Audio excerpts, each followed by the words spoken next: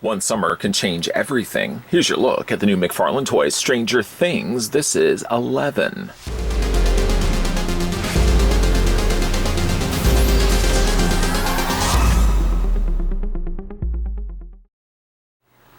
Sadly, a short wave only consisting of 2 figures so far. 11 joins Chief Hopper, both representing how they look in Stranger Things Season 3, currently playing over on Netflix.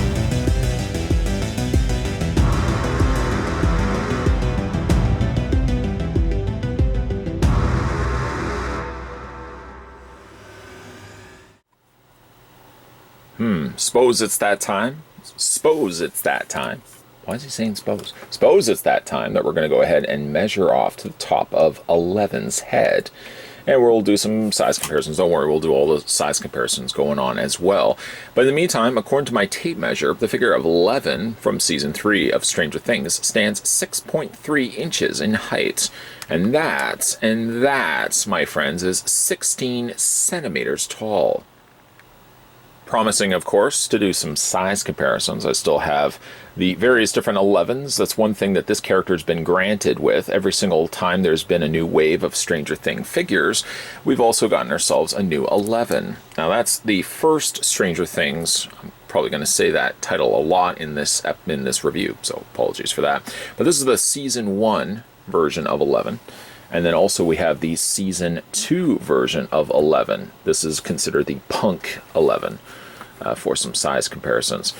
Easily, though, the new season in the middle there is the tallest of the 3. Obviously, these teenagers, these kids are growing up as the show is filming, so they obviously have to make them older. And as a result of that, 11 does get a little bit taller in a figure. Although, funny enough, her first season counterpart is pretty tall as well. She's actually a little bit taller than the Punk version of 11.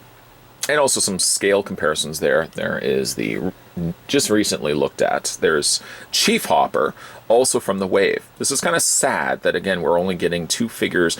From what I'm aware of, only 2 figures so far. That could change in a split second. This is what we've got so far. And you know what? Seeing as we don't really have a Season 3 version of Mike, there's Mike in there as well. A little bit smaller because this is his Season 2. He hasn't hit that awkward growth spurt. I think of all the actors from Season 3. Mike, I should say, is actually the one that looks a little bit most awkward. But I mean, we've gone through all that ourselves. I have myself gone through several different awkward stages. Some may even say I'm in an awkward stage right now. But this would be Mike from Season 2, and also the previous wave of Stranger Things figures from McFarlane Toys. Let's get a gander at her accessories. 11 comes included with the same clear display stand as Hopper, and also all the other kids that have been released all come with this stand. The stand has actually had some changes itself, at one point being a little bit more of a smokier, not completely clear stand. Ultimately, it looks like I settled on going completely clear. I kind of prefer the clear myself. Stranger Things is down below. You've got a singular peg that's going to attach to the singular hole on the underside of her foot, just attaching it like so. 11 doesn't have too much of a problem standing, but I always kind of like displaying all of my Stranger Things figures with their supplied stands, because I think it just kind of makes them look nice. They're all kind of consistent to one another. While she's actually doing that, let's have a look at some of the other accessories that come included with her. She comes with a walkie-talkie. It seems it's a quota that has to be met, that every single figure from this line has to come with a walkie-talkie. And 11 is no different. She does come included with that, and she also comes included with a hand, as with all the other figures do, that have the peg. You see that right there? And the hole, you see that right there? That attaches together. It's almost like it's made for one another. And you just attach the walkie-talkie to her hand. I did notice that the hand doesn't attach as easily as, say, for example, Hopper's, but it does hold the walkie-talkie. You just have to ignore for the fact there's a big noticeable peg right there, but it still holds the walkie-talkie in place. The other thing she comes included with, as she has gone out on a shopping spree with Max, is she comes with the Starcourt Mall. I'm going to do my best to avoid spoilers if I can, because anybody that has not watched yet Stranger Things, at least this season, I don't want to give anything away. But she does come with the mall bag. Nice. I'm sure there's going to be something inside of that. This is just solid plastic, so you're not obviously going to be able to open that up. But I kind of like it has the natural wrinklage. That's not a word. That would be on a bag that's made of plastic. The other thing she comes included with too is a hand. And the neat thing about the hand is it's designed to hold the bag. You just fit the thumb through. Couldn't be any bit easier than that. You want me to show you again? Okay. Put the thumb right through just like that, and then just drape it around. That's all you need. And then she can have the bag holding. I might even consider doing that, because the thing about 11, I'm just going to take her stand off here, is one of the problems I have with this figure is that she's permanently got, well, that's not true, but based on the hands that they give her defaulted, she's using her powers. The thing about it, though, is that the hands are grossly distorted and mutated. The fingers are just completely bent and warped out of shape. You could heat these. It would involve heating the hands and moving the fingers independently until you get eventually the look that you'll want. But this hand is in some bad, dire states. So all the more reasoning why I would take this hand, wiggle this hand off of the very small peg. I can't stress this enough how small these pegs are. And just wiggle the new hand in place, like so. And you can display her, maybe holding her purchases in her hand. As for the other hand, the only other hand available is the one that's the walkie-talkie. It's entirely up to you if you would want to have her displayed with a walkie-talkie and a grocery and a shopping bag. Probably doesn't make much sense, but you know, at least you can display her like that. I just think the hands are really not gross looking, but they seem like they're a little too big, and I find like the fingers way too distorted on these, so I'm not really sure what's happened here.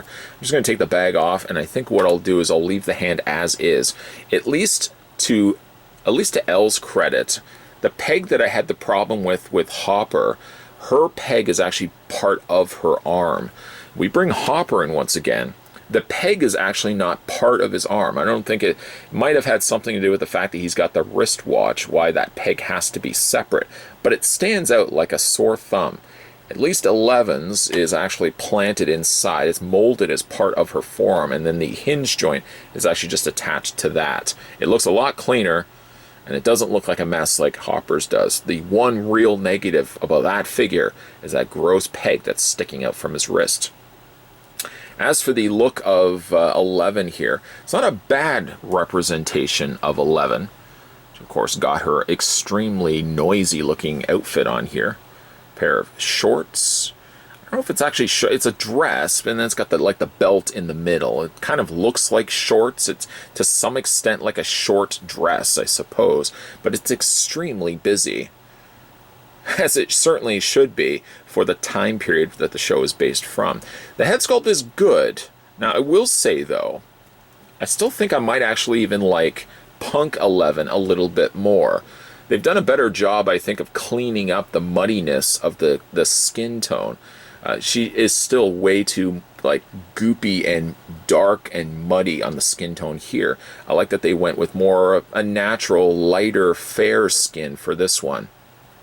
But I think the one thing that's missing that this one had here, the one that I keep pointing at obnoxiously, is the fact that I think the head portrait looks a lot better.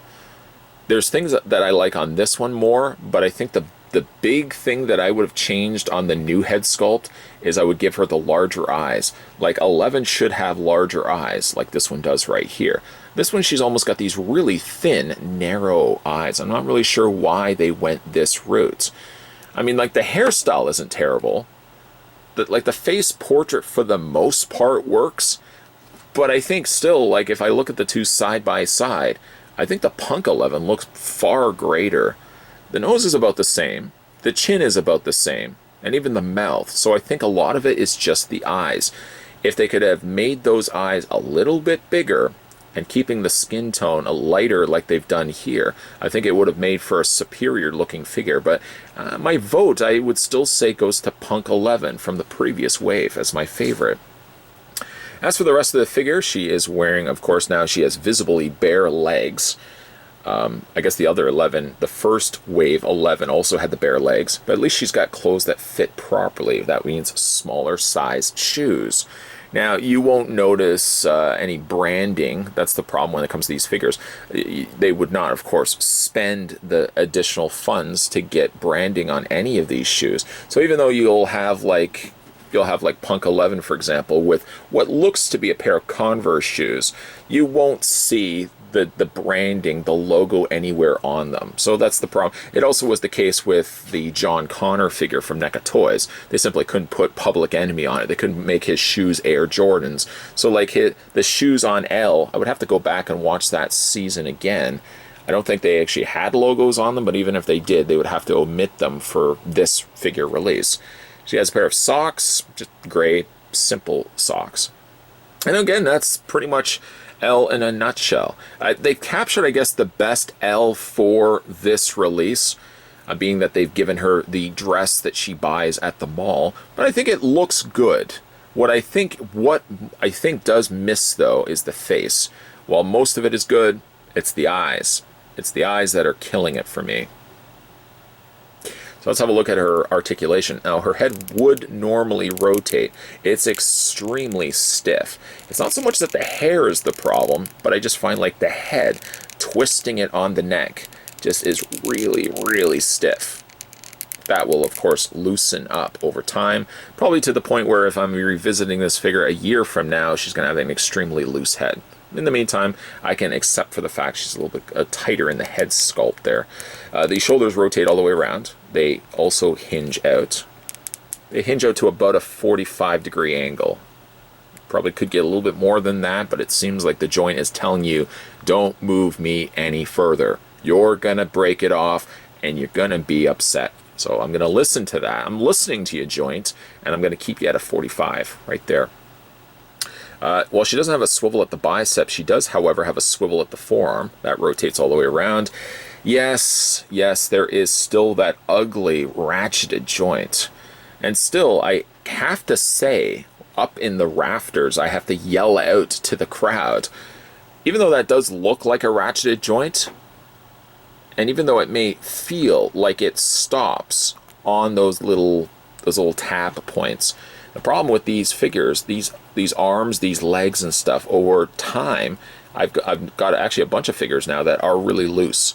So while it may think it needs to be a ratcheted joint, while it may seem like it's a ratcheted joint, like even like the wrist, there's nothing ratcheting about that. That wrist is still pretty loose.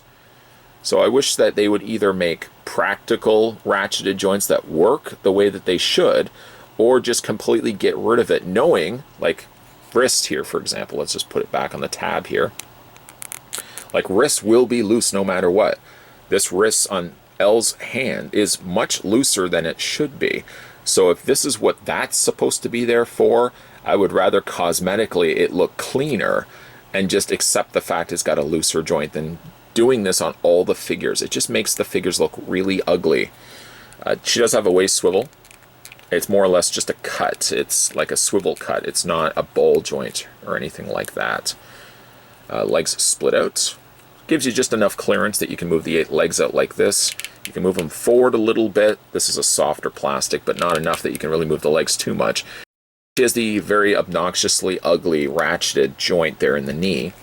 And then she also has articulation. It looks like just a straight ball joint happening on her feet. I could list the pros, I could list the cons. Generally, I would list those in final looks. But I think like the starting way to kind of move our way into final looks, I could probably say like, overall, I'm liking the sculpt of the figure. I'm liking the dress that they decided to go with for this release of L. But what I do think, though, is still a problem is obviously the joints. And I think in the case of her head portrait, the previous Waves version of L, that punk version of L, I think was much closer resembling the actress than what we ended up getting right here. This has a nicer looking skin tone, which is a plus to this figure. But I think having the really thin eyes that they ended up going with was, I think, a big mistake when the head portrait on the previous L was so much better. While 11 enjoys her purchases that she got from the Starcourt Mall, I can enjoy the purchases I made by picking up both Chief Hopper and 11. Of all things, Amazon. Never even thought about it. I know people always say, you ever pick up stuff from Amazon? I usually say no. I pick it up from eBay if I can't find it in stores. But getting it from places like Amazon, I'm paying the same price as I would if I picked it up in a store. I'm not paying the sometimes increased amount that sellers want to tack on to retail priced figures. So I might even consider, just thinking of it right now, maybe figures I can't find. I might even try looking on Amazon before I do anything else. As for 11, because I really don't want to spend this whole final looks talking about my Amazon purchases, but here in final looks, though, I'm happy with what 11 did, as a figure at least. McFarlane Toys, I think, went the right approach, giving her this type of outfit. She has many different crazy-looking outfits over the span of Stranger Things episodes for Season 3, but I think they landed on a suitable patterned dress, one of which that she does wear for a good chunk of this season. The head portrait is decent, though I do still think the Punk 11 has the better head sculpt. Maybe if they had only given her the same eye size as the previous release, I think this would have been a home run hit. It still is plagued, unfortunately, with things that McFarlane Toys figures are plagued with. Noticeable quote-unquote ratcheted joints, which really, again, boil down not to really being ratcheted joints. Those limbs will just become as loose as previous figures that I've owned, whether they have those type of joints or not. I hope that maybe McFarlane Toys, and especially for like future figures like the DC stuff, which I'm really looking forward to seeing what they're going to do with that, I hope they're not going to put these obnoxious looking joints. If anything, just keep it as a smooth joint. I'll tolerate the fact that the joints will become loose and limbs and stuff will become loose over the time that I have these figures. Just kind of get rid of these little notched hinges. I don't think it personally works, and I think it takes away something from the figure when that's all you can really see on things like knees and elbows. So just kind of, not that they're going to listen, but just I would get rid of those altogether.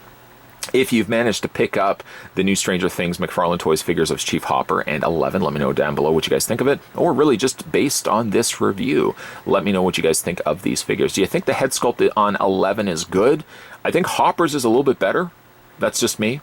I think he's a little bit of a better head sculpt, but let me know what you guys think of the new 11 and Chief Hopper.